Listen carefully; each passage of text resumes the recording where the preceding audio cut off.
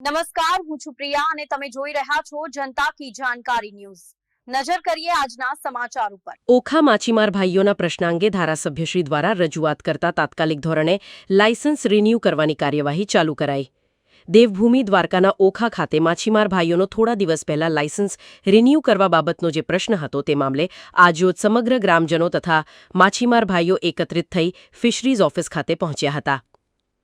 જ્યાં થોડા સમય પહેલા દિવ્યાંગ ન્યૂઝ દ્વારા માછીમારોના પ્રશ્ન અંગે જે અહેવાલ રજૂ કરવામાં આવ્યો હતો તેમનો પડઘો પડ્યો હોય તેમ આજરોજ ધારાસભ્ય શ્રી પબુભા માણેકના અધ્યક્ષસ્થાને ફિશરીઝ ડિપાર્ટમેન્ટના અધિકારી સાથે વાતચીત કરી અને આજે લાયસન્સ રિન્યૂ કરવા અંગેનો પ્રશ્ન હતો તેમનું સુખદ નિરાકરણ આવ્યું છે, જ્યારે આવનારી 16 તારીખ સુધીમાં બધા જ માછીમાર ભાઈઓના લાયસન્સ રિન્યૂ થઈ જશે તેવી બાંહેધરી ફિશરીઝ ડિપાર્ટમેન્ટ દ્વારા આપવામાં આવી છે, જ્યારે આ સમગ્ર મામલે ઓખામાંથી મારા ભાઈઓ દ્વારા ખુશી વ્યક્ત કરવામાં આવી હતી।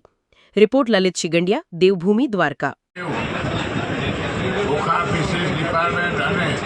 જે આપણા માછીમાર ભાઈઓ છે એનો 15 તારીખે સિઝન ચાલુ થાય છે, એની પહેલાં બધાએ પણ લાયસન્સો રિન્યૂ કરવાનો હોય છે। એની અંદર છેલ્લા 1 મહિનોથી કાંઈક ને કાંઈક પ્રોબ્લેમ આવતા હતા અથવા તો નાની મોટી કાંઈક ભૂલ થતી કે જે આ કરવું પડે। ઘણી વખત કાયદા હોય એની સામે આપણા માછીમાર ભાઈઓને પ્રોબ્લેમ થતા હોય, શોર્ટકટમાં બધી વસ્તુ ન લઈ શકે, પરંતુ આજે આ બધી વાતનું ડિસ્કસ કર્યા પછી ફિશરીઝના ચેરમેન હારે વાત કરેલી છે, મેં કેબિનેટ મંત્રી હારે મેં ચર્ચા કરી છે। આજે જે લોકલ અહીંયા ઓખાની અંદર જે અહીંયા ડિપાર્ટમેન્ટ મેન છે એના હારે બધી ચર્ચા કરીને આ વાતનું આજે સમાધાન થયેલ છે ને જે પ્રશ્ન હતો રિન્યૂ કરવાનું એ અત્યારથી જ ચાલુ થઈ ગયું છે। અબુબા, ખાસ કરીને જે માછીમારો છે એ ક્યાંક ને ક્યાંક ડોક્યુમેન્ટ્સમાં જે કંઈક તકલીફ હોય છે અને પોલીસ એમને એરેસ્ટ કરે તો એ શું છે? આજની વાત છે એ અલગ વાત છે ને આ વાત તમે જે કહો છો એ અલગ વાત છે। જે પોલીસની વાત છે એની અંદર તો હવે જોવું જોશે કે કેમ કે આ ફિશરીઝના જે આ હોળીમાં માછીમાર ભાઈઓની તો સિઝન બગડી છે,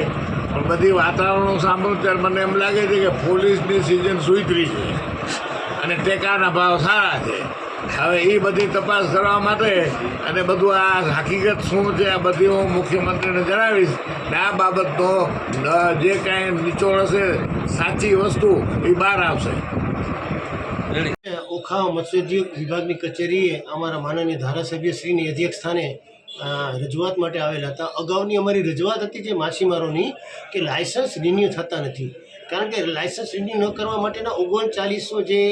નીતિ નિયમો બનાવ્યા હતા એ ફિશરીઝ એક્ટ 2003 પ્રમાણે બનાવ્યા હતા અને 22 વર્ષ સુધી ચાલ્યા પણ ખરા। હવે છેલ્લા આ સિઝનની અંદર ઓખા કચેરી દ્વારા એને નિયમોની અમલવારી કરવાનું કીધું, જે પોસિબલ નહોતા, કારણ કે એન્ડ્રોઇડ મીટર છે કે પછી સડ લગાડવાના છે, આવા નાના નાના મુદ્દાઓથી અમારા લાયસન્સો અટકેલ પડ્યા હતા। જ્યારે આ અંગે અમે ધારાસભ્યશ્રીને રજૂઆત કરી કે ગુજરાતના તમામ મત્સ્ય બંદરો ઉપર લાયસન્સ રિન્યૂ થઈ ગયા છે। 16 તારીખે અમારી બોટોને ફિશિંગમાં છોડવાની છે, સમય મર્યાદા ઓછી હોય તો આજે રૂબરૂ પધાર્યા છે, જેને મત્સ્ય વેપાર હારે કોઈ સંબંધ નથી, પણ એક સર્વે ગ્રામજનોનું હિત હતું, ખાલી માછીમારોનું નહીં, જેની સાથે સંકળાયેલા બધા ગામના વેપારીઓ તો એની પણ રજૂઆતમાં સાથે આ જોડાય અને અમારા ધારાસભ્યશ્રીએ સુખદ અંત લઈ આવ્યા છે। અને મત્સ્યોદ્યોગ કચેરીના શ્રી કોટિયા સાહેબ પણ પોઝિટિવલી અમને સમજાવ્યા છે કે તમારે શું કરવાનું છે, કે તેમાં માની લ્યો કે કોઈ પણ જરૂરી છે અત્યારના એ બધા 39 પૈકીના જરૂરી જે છે અમારે એ મુદ્દાઓ પૂરા કરવાના છે અને અન્ય કોઈ ફેરફારો હોય તો તાત્કાલિક એને અહીંયાથી સહાય આપવામાં આવશે, સહયોગ આપવામાં આવશે અને કોઈ પણ માછીમાર હેરાન નહીં થાય એવું આજ મત્સ્યોદ્યોગના કોટિયા સાહેબ દ્વારા અમને કમ્યુનિટી આપ્યું, એટલે તમામ માછીમારો ખુશ થઈ ગયા છે અને અમે ખાસ અમારા લોકલાડીલા ધારાસભ્યશ્રીનો આભાર માનીએ છીએ કે ઓખા મત્સ્યોદ્યોગ કચેરી ખાતે માનનીય ધારાસભ્યશ્રી અને માછીમારોને એક રજૂઆત આવેલી હતી કે જે માછીમારોના નવી મત્સ્ય સિઝન જે ચાલુ થાય છે એની પહેલાં જે લાયસન્સો પેન્ડિંગ છે એ લાયસન્સો રિન્યૂ કરવા બાબતની એક રજૂઆત હતી, જેના અન્વયે આપણે માછીમારોની તમામ રજૂઆતો સાંભળી અને એનું એક નિરાકરણ લાવ્યા છે કે તમામને મત્સ્ય સિઝન વહેલામાં વહેલા જે લાયસન્સ રિન્યૂ થઈ જાય એવી એક ગાઈડલાઇન છે, એવી સૂચના છે એ આપણે કચેરીના સ્ટાફને પણ આપવામાં સાહેબ હાલમાં જે બોટો છે એમની પાસે ક્યાંક ને ક્યાંક કોઈ કાગળની ક્ષતિ હોય તો હવે શું કરવાનું છે આગળની એમાં પ્રોસિજર? નહીં, લાઇસન્સની જે રિન્યુઅલની પ્રોસિજર છે એ સંપૂર્ણપણે ઓનલાઈન છે, જેમાં કોઈ માછીમારોએ કચેરીએ આવવાની જરૂર પડતી નથી. એમાં ફક્ત એને ઓનલાઈન જે એનું આઈડી છે એની અંદર એને અરજી કરવાની રહે છે, ફી પણ એને ઓનલાઈન ભરવાની રહે છે, અને કચેરી દ્વારા જે એની બોટ છે એની યોગ્ય ચકાસણી કરી અને ત્યારબાદ એને લાઇસન્સ છે એ અમે ઓનલાઈન જ એને આપવામાં આવે છે. એટલે આમ કોઈ કાગળિયાની કે કોઈ બીજી અન્ય વિધિમાં કોઈ કાર્યવાહી કરવાની નથી થતી. ફક્ત એને ઓનલાઈન જ પોતાના રિયલગ્રાફ પોર્ટલમાં જઈ અને અરજી કરવાની રહે છે, અને અમારે કચેરી દ્વારા એનું યોગ્ય વેરિફિકેશન કરી અને લાઇસન્સ આપવામાં આવે છે.